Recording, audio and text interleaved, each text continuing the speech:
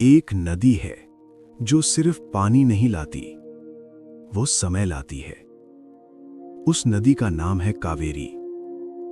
और इसी नदी के किनारे लगभग 300 बीसीई के आसपास भारत के इतिहास का एक ऐसा राजवंश उभरता है जो सदियों बाद समुद्रों तक अपना नाम लिखने वाला था।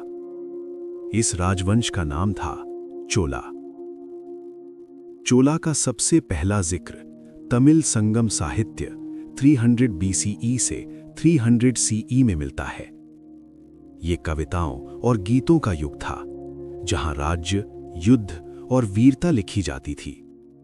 इसी काल में मिलता है करिकाला चोला सीई 100 का वर्णन। एक ऐसा राजा जो कावेरी पर बांध बनवाता है, सेना को संगठित करता है और राज्य को व्यवस्था देता है। लेकिन संगम युग के बाद चोला शक्ति धीरे धीरे कमजोर पड़ जाती है। 4वीं से 8वीं सदी के बीच दक्षिण भारत की राजनीति बदल जाती है। पल्लवा और पांड्य राजवंश सबसे प्रभावशाली शक्ति बन जाते हैं और चोला सिर्फ एक पुराना नाम बनकर रह जाता है। लेकिन इतिहास कभी खामोश नहीं रहता। लगभग 850 सीई जब पल्लवा शक्ति कमजोर पड़ रही होती है, तब उभरता है एक नया नाम, विजयालया चोला। विजयालया एक महान सम्राट नहीं था, वो एक स्थानीय शासक था, लेकिन उसने समय को पहचाना। उसने 850 सीई के आसपास पल्लवों से थंजावुर छीन लिया और इसी पल से चोला पुनरुत्थान शुरू होता है। थंजावुर सिर्फ एक शहर नहीं था, ये कावेरी डेल्टा का केंद्र था।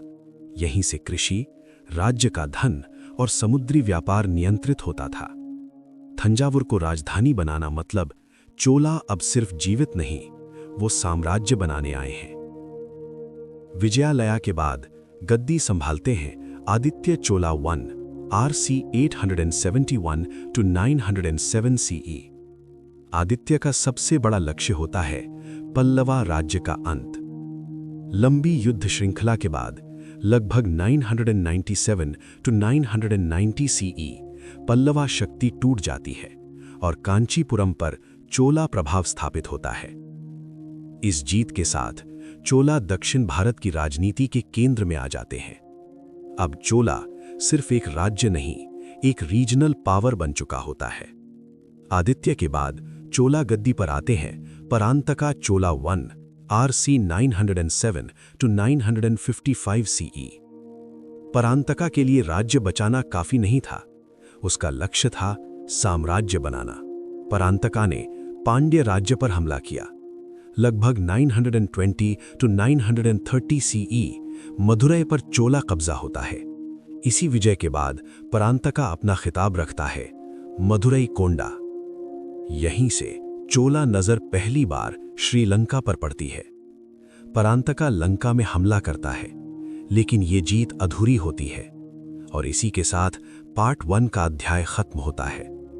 चोला एक पुनरुत्थान वंश नहीं, बल्कि एक उभरते हुए साम्राज्य के रूप में खड़ा होता है।